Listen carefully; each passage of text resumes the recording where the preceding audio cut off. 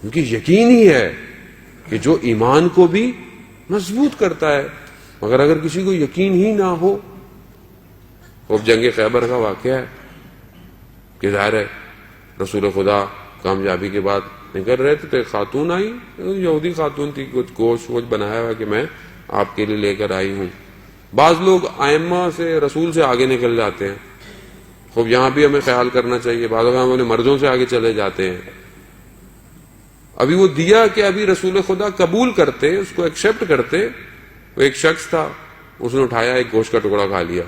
مولا کائنات نے کہا کہ یہ ادب کا تقاضا نہیں ہے، پہلے رسول قبول تو کرے اس سے پہلے. تو اس نے ابھی ایک کھایا تو دوسرا کا تو کیا فرق پڑتا ہے، رسول خدا کوئی منع تھوڑی کریں گے. دوسرا بھی کھا لیا. ابھی کھایا تھا، تھوڑی دیر میں ہی بے ہوش اور مر گیا. کیوں؟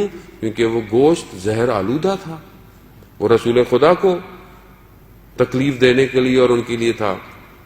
تو یہ نتیجہ دنیا میں ہو گیا. جب بدن پہنچا مدینہ تو رسول خدا نے کہا کہ مولا کائنات سے آپ رضایت دے دیں کیونکہ اس نے آپ کی مخالفت کی تھی.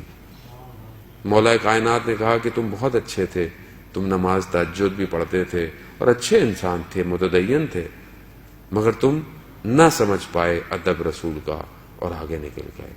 عزیزان محترم، بعض اوقات ہم اپنی زندگی میں یہی کرتے ہیں. جب اگر ہمیں یقین ہے اپنے وقت کے امام پہ کہ وہ مجھے دیکھ رہا ہے، خود امام کہتے ہیں کہ ہمیں تمہارے احوال، تمہاری خبریں پہنچتی ہیں، اور اگر ہم تمہارے حالات سے باخبر نہ ہوتے تو دشمن تمہیں نوچ ڈالتے. عزیزان، ہمارے اعمال امام کی خدمت میں بعض جگہوں پہ ہفتے میں 2 دفعہ ہیں، بعض جگہ ہفتے میں 1 دفعہ ہیں.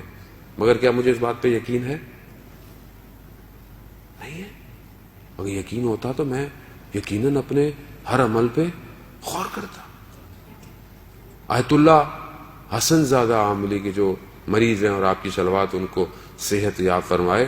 اللہم صلی علی محمد وآل محمد وعجل.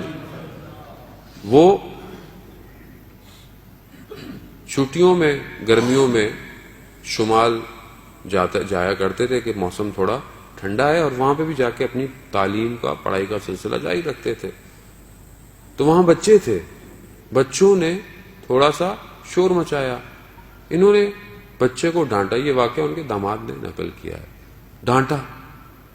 تھوڑی دیر بعد انہیں عجیب سا احساس ہوا، اٹھے، بس پکڑی اور ایک دوسرے شہر جہاں ان کے استاد رہتے تھے، حسن الہی، علامہ حسن الہی، جو علامہ طباطبائی جنہوں نے تفسیر المیزان لکھی، ان کے بھائی تھے، کہ آپ کی صلوات ان کے درجات میں اضافہ فرمائے. اللہم صلی علی محمد وآل محمد وعجل فرجہ. ان کے گئے، دروازہ کھولا، انہوں نے ایسا لگا شاید منتظر تھے، وہ کھولا، بیٹھے. تو اس سے پہلے یہ کچھ کہتے، انہوں نے خود بولنا شروع کر دیا کہ رات کو استاد خواب میں آئے تھے. استاد کون ہے؟ آیت اللہ قاضی جو نجف میں ہے. کہ استاد خواب میں آئے تھے اور انہوں نے کہا کہ حسن زادے سے کہو کیا اس طرح امام کا انتظار کر رہا ہے.